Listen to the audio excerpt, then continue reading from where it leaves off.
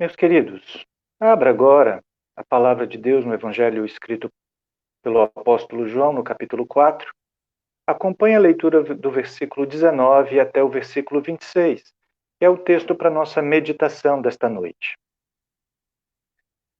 Quando, pois, o Senhor veio a saber que os fariseus tinham ouvido dizer que ele, Jesus, fazia e batizava mais discípulos que João, se bem que Jesus mesmo não batizava, e sim os seus discípulos, deixou a Judéia, retirando-se outra vez para a Galiléia.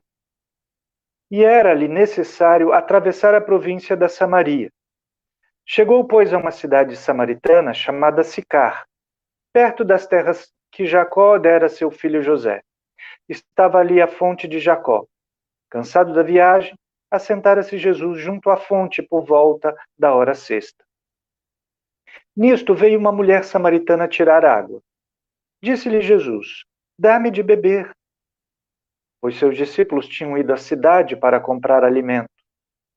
Então lhe disse a mulher samaritana: Como, sendo tu judeu, pedes de beber a mim, que sou mulher samaritana? Porque os judeus não se dão com os samaritanos. Replicou-lhe Jesus: Se conheceras o dom de Deus, e quem é o que te pede, dá-me de beber, tu lhe pedirias e ele te daria água viva. Respondeu-lhe ela: Senhor, tu não tens com que atirar, e o poço é fundo. Onde, pois, tens a água viva? És tu, porventura, maior do que Jacó, nosso pai, que nos deu o poço do qual ele mesmo bebeu, e bem assim seus filhos e seu gado? Afirmou-lhe Jesus: Quem beber desta água, tornará a ter sede. Aquele, porém, que beber da água que eu lhe der, nunca mais terá sede. Pelo contrário, a água que eu lhe der será nele uma fonte a jorrar para a vida eterna. Disse-lhe a mulher: Senhor, dá-me de beber desta água para que eu não mais tenha sede, nem precise vir aqui buscá-la. Disse-lhe Jesus: Vai, chama teu marido e vem cá. Ao que lhe respondeu a mulher: Não tenho marido. Replicou-lhe Jesus: Bem disseste, não tenho marido, porque 5 maridos já tiveste, e esse que agora tens não é teu marido. Isto disseste com verdade. Senhor, disse-lhe a mulher, vejo que tu és profeta. Nossos pais adoravam neste monte. Vós, entretanto, dizeis que em Jerusalém é o lugar em que se deve adorar. Disse-lhe Jesus: Mulher, podes crer-me que a hora vem, quando nem neste monte, nem em Jerusalém adorareis o Pai. Vós adorais o que não conheceis. Nós adoramos o que conhecemos, porque a salvação vem dos judeus.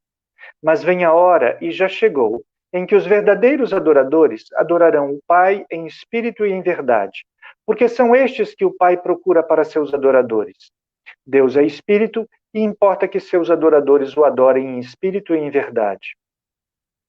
Eu sei, respondeu a mulher, que há de vir o Messias chamado Cristo. Quando ele vier, nos anunciará todas as coisas. Disse-lhe Jesus: Eu o sou, eu que falo contigo. Neste ponto, chegaram seus discípulos e se admiraram que estivesse falando com uma mulher. Todavia, nenhum lhe disse: Que perguntas? Ou por que falas com ela? Quanto à mulher, deixou o seu cântaro, foi à cidade e disse àqueles homens: Vinde comigo e vede um homem que me disse tudo quanto tenho feito. Será este, porventura, o Cristo? Saíram, pois, da cidade e vieram ter com ele. Veja que, enquanto seus discípulos iam à cidade de Sicar para comprar alimentos, Jesus, que logo a seguir vai ensinar aos seus discípulos que a comida, isto é, a sua prioridade, é fazer a vontade do Pai e realizar a sua obra, Jesus se põe a realizá-la, conversando com a mulher samaritana que fora buscar água ao meio-dia. O mestre pede água à mulher, mas oferece uma outra água, a água da vida, isto é, a própria vida. A samaritana não entendeu o que Jesus lhe oferecia e, pensando apenas em não ter que voltar, escondida pelo calor do meio-dia, àquele poço para buscar água, ela pede a ele esta água. Jesus, então, toca-lhe na ferida do seu ao mandar-lhe chamar o marido e voltar. Ela já tivera 5 maridos, e esse com quem ela vivia não era seu marido. Nesse momento, a mulher não foge da luz, mostrando interesse em corrigir-se. No capítulo anterior, Jesus, numa conversa com Nicodemos, havia dito assim, João 3, 20 e 21. Pois todo aquele que pratica o mal aborrece a luz e não se chega para a luz, a fim de não serem arguidas as suas obras. Quem pratica a verdade aproxima-se da luz, a fim de que suas obras sejam manifestas, porque feitas em Deus. Veja que ela continuou ali. Ela está preocupada a partir de então, nessa conversa, com a sua condição espiritual. Ela quer se aproximar de Deus e prestar culto a Deus. Isso ela mostra quando ela questiona qual é o lugar da verdadeira adoração. Nossos pais adoravam neste monte. Vós, entretanto, dizeis que em Jerusalém é o lugar que se deve adorar. Esse questionamento sobre o lugar onde adorar a Deus e quando se achegar a Deus não é só de um momento. Houve um tempo em que dizia o espiritual é no monte. Outros, a oração espiritual é de madrugada. Esse tipo de discussão já existia nos dias de Jesus. Porém, conversando com a mulher samaritana, Jesus parte desta divergência para tratar do que é central, os verdadeiros adoradores. E é isto que vamos meditar olhando para o que Jesus diz a esta mulher, os verdadeiros adoradores. Os verdadeiros adoradores adoram pelo conhecimento de Deus. É o que percebemos no versículo 22. Judeus e samaritanos discutiam sobre o lugar do culto verdadeiro, se o Monte Gerizim ou o Monte Sião. Os samaritanos, eles só dispunham da Escritura o livro da lei, os 5 livros de Moisés, os primeiros 5 livros da Bíblia do Antigo Testamento. E em Deuteronômio 11, versículo 29, nós lemos assim: Quando, porém, o Senhor teu Deus te introduzir na terra que vais para possuí-la, então pronunciarás a bênção sobre o monte Gerizim e a maldição sobre o monte Ebal. Então, os samaritanos adoravam e defendiam que deviam adorar o Senhor no monte Gerizim.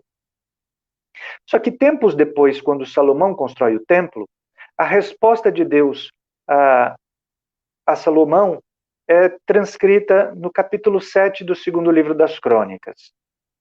Assim, Salomão acabou a casa do Senhor e a casa do rei. Tudo quanto intentou fazer na casa do Senhor e na sua casa, prosperamente o efetuou. De noite, apareceu o Senhor a Salomão e lhe disse: Ouvi a tua oração e escolhi para mim este lugar para a casa do sacrifício. Então, os judeus defendiam que era ali, no Monte Sião, em Jerusalém, que era para adorar. Mas Jesus não trata do lugar, mas do Deus adorado. A resposta de Jesus é: adoramos o que conhecemos. Ali estava o começo da verdadeira adoração, é com o conhecimento de Deus. Os samaritanos adoravam sem conhecer, eles tinham uma parte da palavra de Deus, uma parte do que Deus havia dito. Mas os judeus, naqueles dias, dispunham de toda a Escritura, que naqueles dias era o Antigo Testamento. O conhecimento de Deus vem da sua palavra. Por isso que ele está dizendo que a salvação vem dos judeus. Citando algumas palavras de Paulo escrevendo aos Romanos, ele diz assim: são israelitas? Pertence-lhes a adoção e também a glória, as alianças, a legislação, o culto, as promessas. Deles são os patriarcas, também deles descende o Cristo segundo a carne, o qual é sobre todos, Deus bendito para todos sempre. Qual é, pois, a vantagem do judeu? Ou qual a utilidade da circuncisão?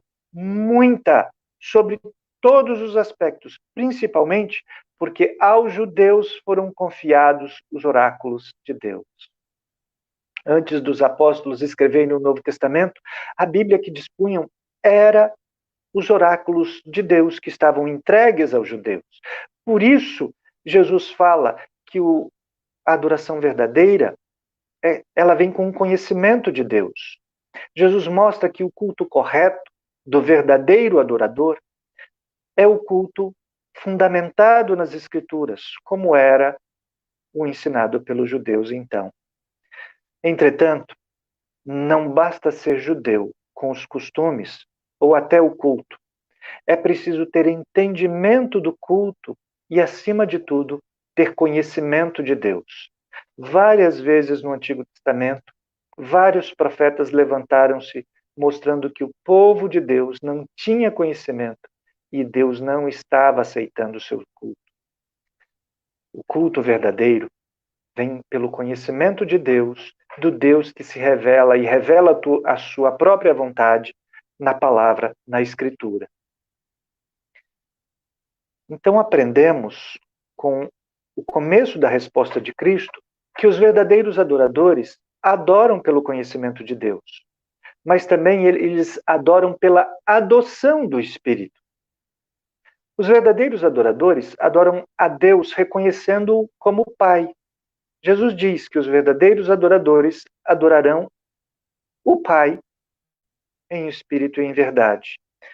Na verdade, o homem só pode adorar o Pai, isso só é possível pela ação do Espírito em suas vidas.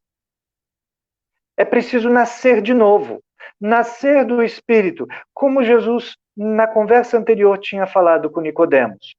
Eu leio para os irmãos João 3, 5 e 6. Respondeu Jesus: em verdade te digo, quem não nascer da água e do Espírito não pode entrar no reino de Deus. O que é nascido da carne é carne, o que é nascido do Espírito é Espírito. Assim, para ser o verdadeiro adorador, é preciso ser filho de Deus. É preciso ser adotado por Ele. Não foi assim que Paulo disse? São israelitas, pertence-lhes a adoção. Mas, na mesma carta aos Romanos, ele escreve assim: porque não é judeu quem o é apenas exteriormente, nem é circuncisão a que é somente na carne. Porém, judeu é aquele que o é interiormente. E circuncisão é a que é do coração, no espírito, não segundo a letra, e cujo louvor não procede dos homens, mas de Deus. A nossa adoção por Deus, ela é efetivada pelo Espírito Santo. Porque todos os que são guiados pelo Espírito de Deus são filhos de Deus. Nós recebemos o Espírito, não o espírito de escravidão, para viver atemorizado, mas recebemos o Espírito de adoção, e é por este Espírito que nós clamamos: Pai, Abba, o nosso Deus. O próprio Espírito testifica com o nosso Espírito que somos filhos de Deus. É o fato de ter o Espírito ser enviado ao nosso coração, de maneira que nós cremos no seu Filho e chamamos Abba, Pai. Assim, já não somos escravos, servos, porém filhos. E por sendo filhos amados, também herdeiros por Deus. Só assim podemos cultuar o Pai em espírito, oferecendo o culto espiritual.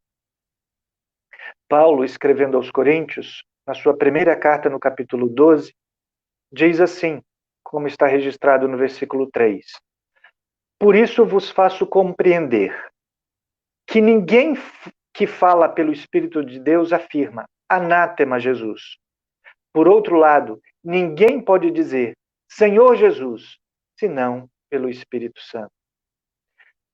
Assim, os salvos em Cristo, que nasceram do Espírito, que foram adotados para o louvor da glória de Deus, como Paulo escreve aos Efésios, é que oferecem o culto verdadeiro, é que são os verdadeiros adoradores, porque foram adotados por Deus pela obra do Espírito Santo, pela mediação de Cristo Jesus. Os verdadeiros adoradores adoram pelo conhecimento do Pai, pela adoção do Espírito e adoram pela realidade de Cristo. Além de ser necessário adorar em espírito, é preciso que a adoração seja em verdade. Aquela discussão sobre o lugar da adoração era vazia, era inócua. É preciso que ela seja feita, a verdadeira adoração, na verdade. Cristo é a realidade do culto. É o meio do adorador se chegar ao Pai. Isso não mais seria feito por meio das figuras que serviam para o culto desde os tempos antigos. Ele é a realidade em pessoa. Ele fala para a mulher, vem a hora e ao mesmo tempo, e já chegou, porque ele estava ali diante dos olhos da mulher. Não era mais preciso as figuras que apontavam e representavam a Cristo. O contraste apresentado por Jesus não é entre verdadeiro e falso. Não, ele está colocando entre verdadeiro e figurado ou simbolizado. É essa a verdade que ele está falando. Os verdadeiros adoradores não mais adoram por meio das figuras da antiga aliança, sacrifícios, sangue, sacerdotes humanos, mas adoram através da consumação de todas essas figuras. Jesus Cristo é o sacrifício perfeito, como João Batista já tinha anunciado, é o Cordeiro de Deus que tira o pecado do mundo. O sangue de Cristo é que é o pagamento do nosso pecado, que nos comprou para sermos filhos de Deus, perdoando, pagando o preço das nossas culpas, de maneira que nunca mais é repetido este sacrifício. A carta aos Hebreus chega a dizer assim: ora, todo sacerdote se apresenta dia após dia a exercer o serviço sagrado e a oferecer muitas vezes os mesmos sacrifícios, que nunca, jamais podem remover os pecados. Jesus, tendo oferecido para sempre um único sacrifício pelos pecados, assentou-se à destra de Deus, aguardando daí em diante até que os seus inimigos sejam postos por estrado dos seus pés. Porque com uma única oferta, aperfeiçoou para sempre quantos estão sendo santificados. E disto nos dá testemunho também o Espírito Santo, porquanto após ter dito, esta é a aliança que farei com eles. Depois daqueles dias, diz o Senhor, porei no seu coração as minhas leis e sobre a sua mente as inscrevereis. E acrescenta, também de nenhum modo me lembrarei dos seus pecados e das suas iniquidades, para sempre. Vejam, meus queridos, é Cristo quem não está mais sendo anunciado por esperança como Cordeiro Pascal, como uma figura da presença do povo de Deus no meio do povo, como era a Arca da Aliança e o próprio tabernáculo, ou a nuvem que mostrava Deus presente. Ele já é o Emanuel, o Deus conosco, que veio, interveio na história e agora se faz presente entre nós pelo Espírito que ele nos outorgou. Ele é a verdade e só através dele há culto. Jesus, respondendo a um dos seus discípulos, diz assim, eu sou o caminho e a verdade e a vida. Ninguém vem ao Pai senão por mim. Assim, meus queridos, entendemos que o lugar para o culto verdadeiro não é, nem pode ser o centro da nossa atenção. Podemos oferecer o culto verdadeiro nos nossos ajuntamentos, lá na rua Piratininga, onde fica a sede da igreja Filadélfia, ou no culto doméstico, só com a família em casa, nas células de oração, ou mesmo sozinho, na nossa meditação, quando adoramos o Senhor. A nossa atenção para oferecermos verdadeira adoração não está no lugar, está em Deus. A adoração ao Deus verdadeiro, ao Deus triuno, é feita pelo conhecimento do Pai, que vem das Escrituras, pela adoção do Espírito, que nos convence do pecado, nos convence da justiça satisfeita, nos convence do juízo final da nossa redenção consumada. E pela realidade do Filho, Cristo, que já fez a obra a nosso favor e ainda continua fazendo porque está à direita do Pai e intercede por nós continuamente. Os que assim seguem são os verdadeiros adoradores. Às vezes, você pode estar sentindo falta do ajuntamento da igreja, de todos estarem presentes. Mas Jesus já tinha deixado claro, o lugar não importa. Estamos agora ajuntados. Vocês me veem. Eu só vejo a Creuzeni sentada aqui no sofá acompanhando o culto. As meninas estão lá no quarto vendo na TV, participando do culto. Daqui a pouco, talvez alguns de vocês mandem fotos de vocês participando do culto. Mas não importa o lugar. O que importa é o verdadeiro adorador. E para isso, tem que conhecer a Deus pela Escritura. Tem que ter convicção da obra de Cristo, que é o Espírito quem nos convence. Temos que ser movidos pelo Espírito à verdadeira adoração. E temos que adorar a Cristo, não mais firmados nas figuras, nas imagens, mas em quem Ele é e o que Ele fez. Este é o culto verdadeiro. Este, que assim procede, é o verdadeiro adorador. Vamos orar mais uma vez, queridos? Feche os seus olhos. Pai amado, graças te damos, porque não precisamos mais ir a Jerusalém, nem ao Monte Gerizim. Não precisamos mais de um lugar específico. Nos ajuntamos em vários lugares diferentes, nas casas dos irmãos, nos dias de reunião de oração e crescimento na palavra. Nos ajuntamos no templo, quando não havia esse afastamento, para estudo da tua palavra, na escola dominical, no estudo bíblico, nos cultos de todo domingo à noite, nos cultos dirigidos pelos casais, pelas mulheres, pelos homens, pelos adolescentes e jovens, pelas atividades com as crianças. Graças te damos, porque hoje podemos nos ajuntar e te adorar em espírito e em verdade. Porque te conhecemos, porque o Senhor mesmo te revelaste a nós através da tua palavra. E o Senhor, pelo teu Espírito, nos moveu a reconhecer as nossas culpas, os nossos pecados, a justiça satisfeita por Cristo na cruz, e assim nos fez crer e nos deu o poder de sermos feitos filhos de Deus.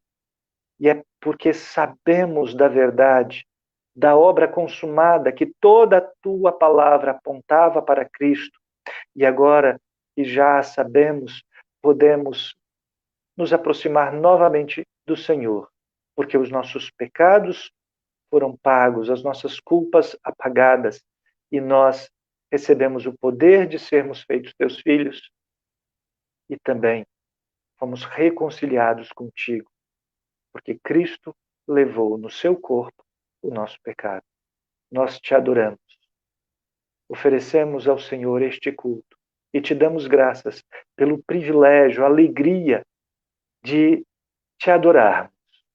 Que o Senhor nunca nos deixe duvidar do que a tua palavra aponta para nós, para sempre sermos os verdadeiros adoradores que o Senhor procura para a tua adoração. Nós fomos feitos nova criatura para o teu louvor, para o louvor da tua glória. Em Cristo Jesus nós oramos. Amém, Senhor.